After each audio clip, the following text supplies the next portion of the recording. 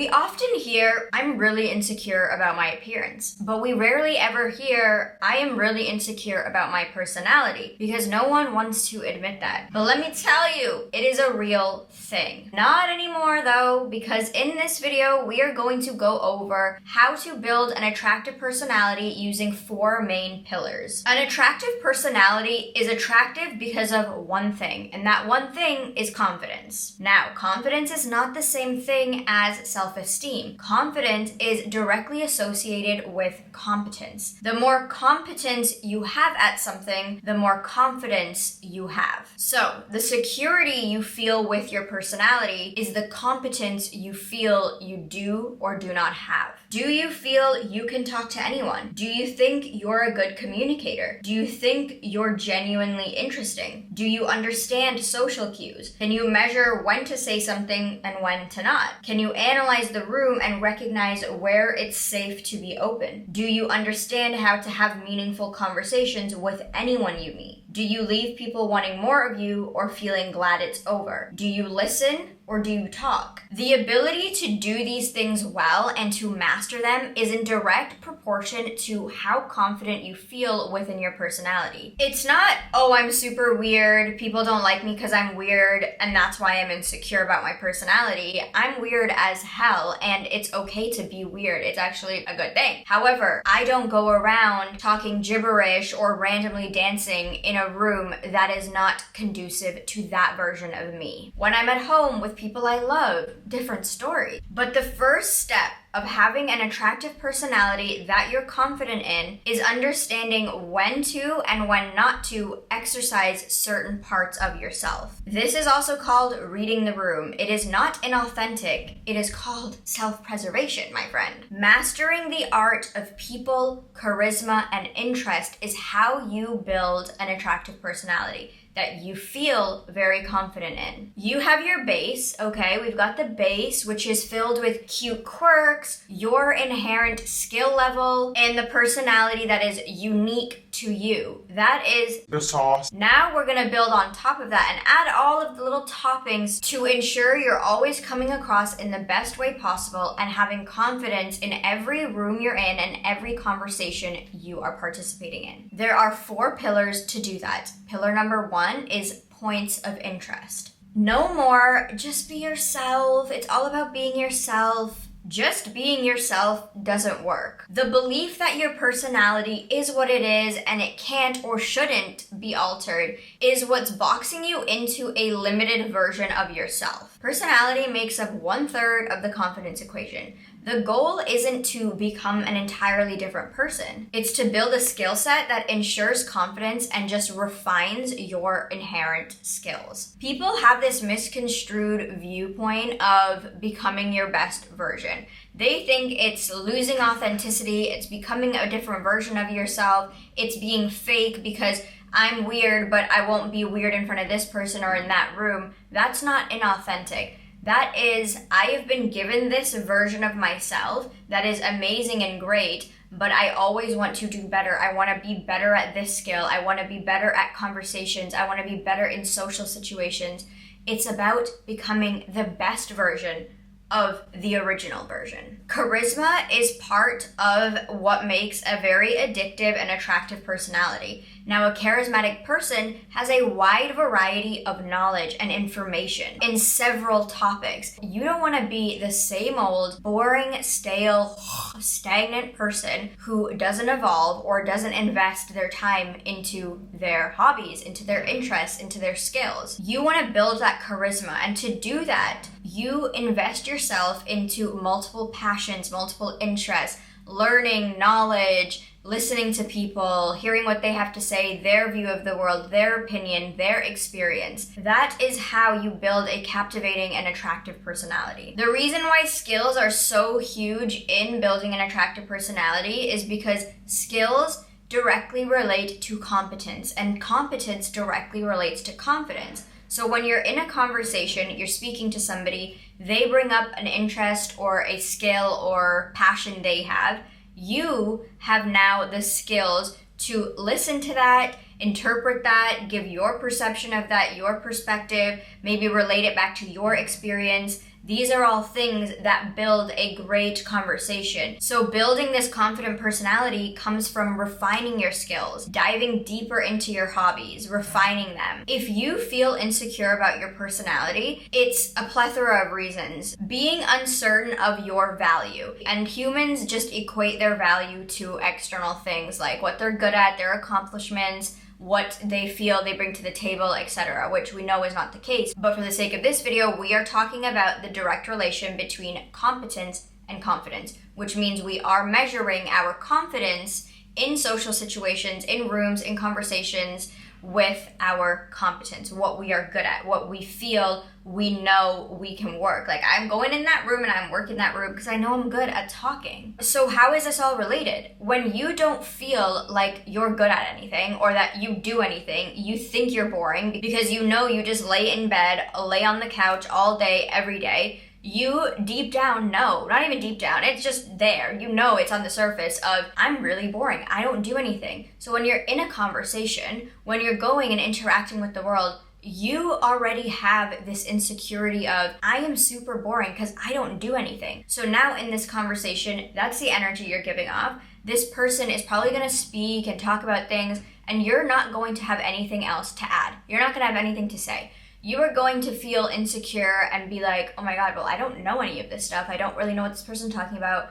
I don't really know what I can add because I don't really do anything. I don't leave the house. And so you're already coming off with this boring person energy, which that person is reacting to, and the conversation is just dead. Therein reinforcing this story of yourself that you're boring and that you don't do anything and that you don't really add anything to conversation. I have said multiple times in my videos that to be an interesting person is to have things in your life that you do that you're passionate about.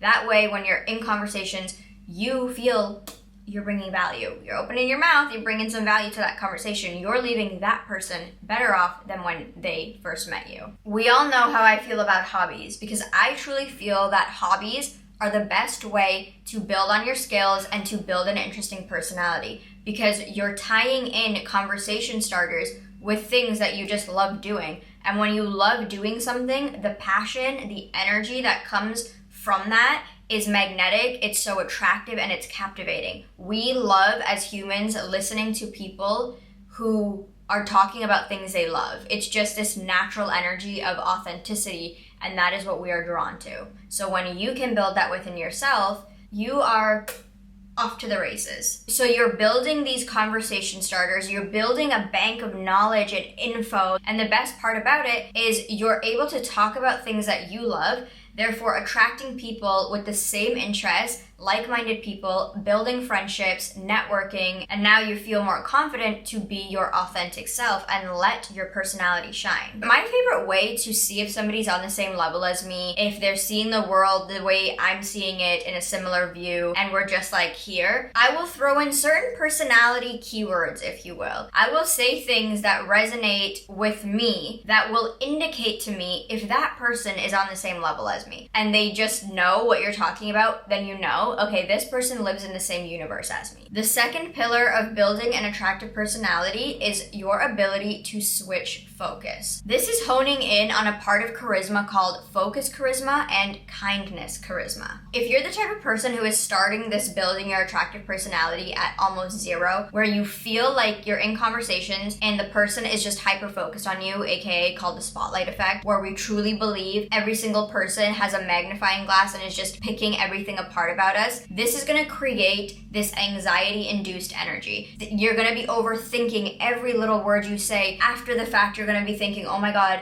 did they think I'm weird? Did I say too much? What if they don't like me? Was that really weird to say? Oh, maybe I didn't talk enough. Maybe I didn't listen enough. You're going to constantly be in this loop of analyzing every single conversation. So my best advice to you is to switch focus. That is incredible in itself, but it's even better because it has to do with charisma. Charismatic people have the ability to turn the attention around on the other person, which one, takes the attention off of you. So if you're really starting from ground zero and you feel very insecure, you want to switch the focus and just put it on them because that helps the other person feel like they're being listened to and heard, which is going to make them feel really, really attracted to you and like, ooh, this person's listening to me. Focus charisma makes people feel heard, and that's all anybody wants in their life. The number one secret of every single person on this earth is that they just want to be heard for who they are, for what they like, and what they have to say. So if you can focus on this part of charisma,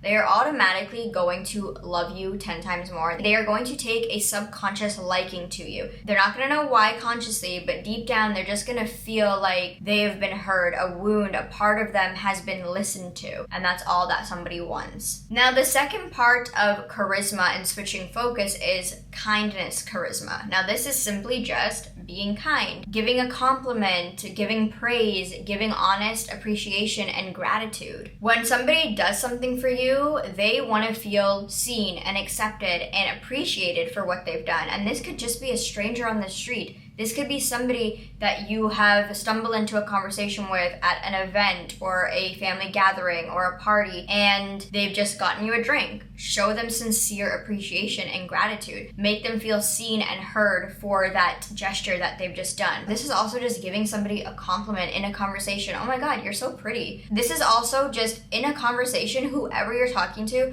oh my God, I really like your shirt today. It looks so good on you. And just simple compliments like that will help so much. And when you point out something positive in someone, it creates an instant emotional connection and bond with you. The reason for this is because now they have had an emotional and sensory reaction to your compliment, which makes them feel some type of way. Now, an obvious disclaimer, please do not do any of these things. This advice is not to be given to you in a manipulative and disingenuous way. This should not be done to get a positive reaction out of somebody because you want to change their perception of you. You are authentic. You are doing this because these are just natural parts of your personality. This is building on skills you already have or strengthening the weaker skills in your toolbox. It's not being a fake person who wants to be liked and has deep-seated insecurities where you're just gonna compliment everyone and you're just gonna be this great, bubbly, outgoing person because you wanna be liked. If you are trying, operative word being trying, to get somebody to perceive you in a way that you genuinely are not, and you're going into interactions with a mindset of, I need them to like me, so I'm going to put on this act, I'm gonna do what Vikita said, it is not gonna work. People are energetic beings. We are all picking up on everyone's energy 24/7, and people will pick up on that. So you might apply these things and they might not work because the energy is still, I'm insecure and I'm unconfident and I want people to like me and perceive me as attractive. Pillar number 3 comes from the book, The Art of Persuasion, and that is called The Secret Strategy. What is the secret strategy? Let me give you a rundown. I am a die-hard The Real Housewives, insert whatever franchise, Salt Lake City, New York, Beverly Hills, Miami. Now, one recurring theme I often notice when I watch this show is that the most hated woman is the one who never shares anything about herself. Now, what is the reason for this? Why do people feel entitled to the information in your life? Why do people dislike people who don't share anything about themselves? It's because there's a level of trust that is built subconsciously when people, especially women, when they're exchanging secrets and stories and personal bits about their lives. Now, I'm gonna give you a caveat because there's nuance to this. I am a very private person, as maybe you are. Now, the paradox of my life is that I'm a creator and I'm very private, so that's funny in itself. But I like to keep an air of mystery when I'm conversing with people in conversation because I genuinely believe that the power of exclusivity, the power of mystery outweighs the incessant need to tell everything to everybody. So let's talk about this in a nuanced way. We need to build a level of trust with people that we're talking to. We don't want to appear like we don't share anything about our lives and that we have a guard up and that we're super cold and we just aren't letting anyone in, because that is not attractive. That is not inviting. People want to feel this sense of warmth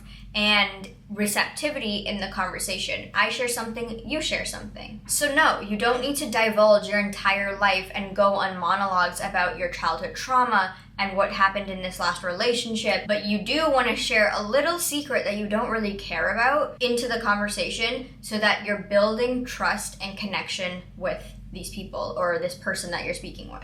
Now, like I said, this needs to be exercised in good ratio because you're not going to be out here spilling your deepest, darkest secrets with a stranger that you just met or this new friend, because we don't know. We have to be observant of people's intentions, right? We don't just tell everything to every single person that we meet or that might have good intentions.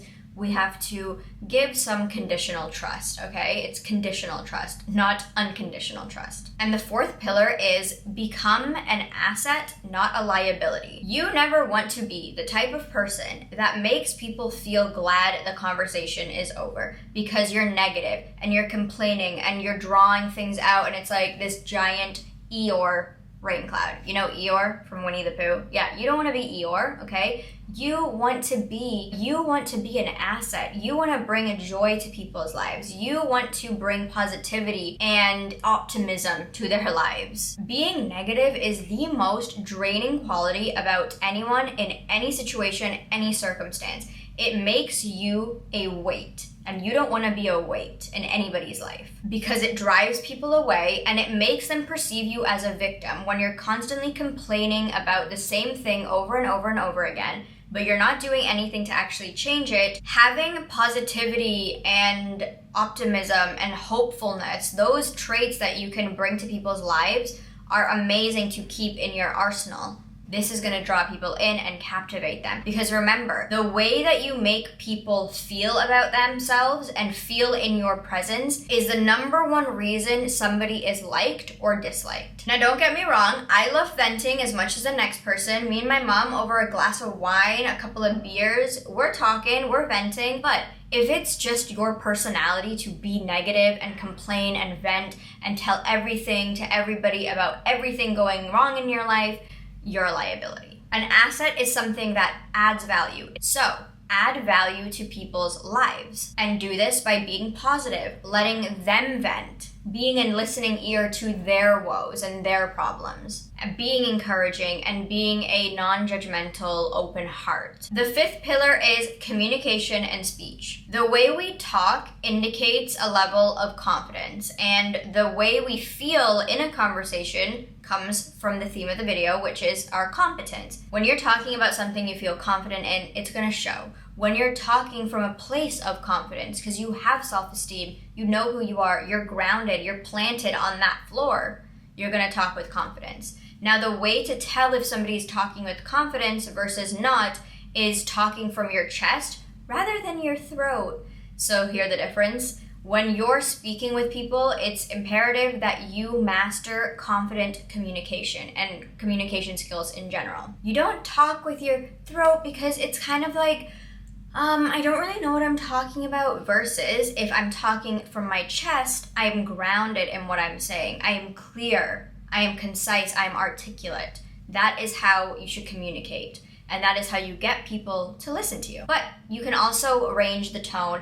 It's about tonality. You can go up, you can go down. You're just making sure people are listening to you. And so you use these different pitches to get across your message and to convey what you're saying in a very confident way. Now, being able to strike up a conversation with somebody, if they strike up one with you, your ability to lean into that conversation and go with it comes from 20% of learning how to do it and 80% of actually applying it. I can tell you everything in this video about how to build this attractive personality and have social skills and talk to people and be interesting.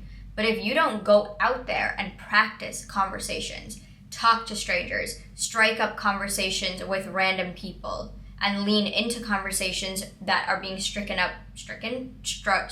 with you, you're not gonna learn anything, right? You're gonna have to put this thing into practice. And of course, nonverbal communication comes from our body language, posture, having your chin straight up, not looking down, not being like this, or talking like this, or fidgeting. It all comes from a very confident posture. When you feel confident, that's why I always talk about beauty. Your appearance matters. We know this by now. If you've been watching my channel for a while, you know we're all about appearances over here because it matters. It's actually the other part of the confidence equation. We've got this part, we've got appearance, and we've got mindset. That is how you become a confident person. When you look good on the outside, when you feel good mentally, and the energy's flowing, and it's juicy, and it's just zinging, of course you're gonna stand up straight. You're going to feel proud about yourself because you put time into this vessel. It looks good, it talks good, it feels good upstairs. everything will come together. So work on your nonverbal communication, which is your energy, your posture, and your appearance. And pillar number 6 is stop judging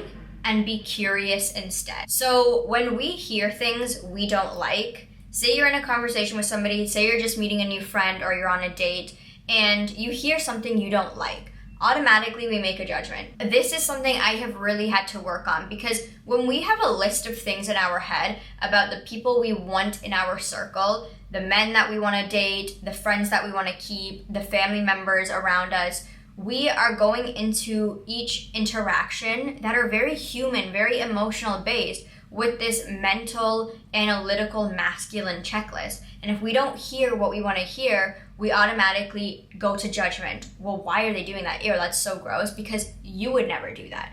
But instead of judging, be curious. Okay, so you stay up till 4 a.m. watching TV. You stay up till 4 a.m. scrolling on TikTok. I don't understand that, right? This is what you would be thinking. I would be thinking personally. I don't understand that. But instead of judging that and being like, ew, that's so weird. No, that's not a friend I want to be curious about why that person is living the way they're living, why they are choosing to construct their lives that way. Maybe they're going through a bout of anxiety. Maybe they're watching TV shows that they have a connection with a parent that they might have lost or a friend they might have lost. There's always a reason why people are doing what they're doing. So when you're talking to somebody and you hear something you don't like, and this is especially important for dates, you want to be curious why this person is doing that, and then you're going to try and understand. When we can bring a level of empathy and compassion to conversations, where we're listening to people that are kind of missing our wave and we're kind of feeling like, oh, this isn't a match, maybe you'll walk away and you will never speak to that person again. But you know that you weren't judgmental, you were curious. And that is a very important trait. They are gonna feel that, and it's gonna take us back to pillar number 3, where we're just focusing on kindness, charisma, focus, charisma, right? We're exuding this energy of, I am curious about you, I wanna learn about you.